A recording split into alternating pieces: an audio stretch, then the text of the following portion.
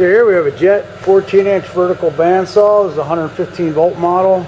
It appears to be unused. And we're just going to fire it up and show you that it does operate.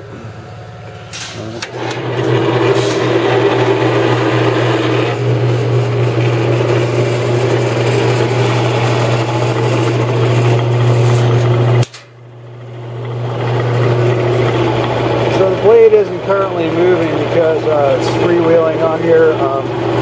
This is a somewhat complex little belt setup here.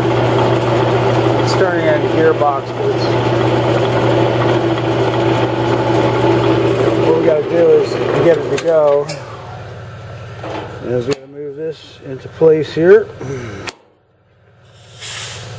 Turn it back on.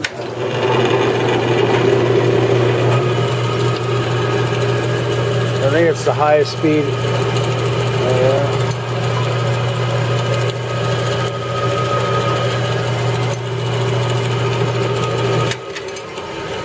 So we checked all the functions on here. Everything appears to operate. And there's just a small scuff right here on the base.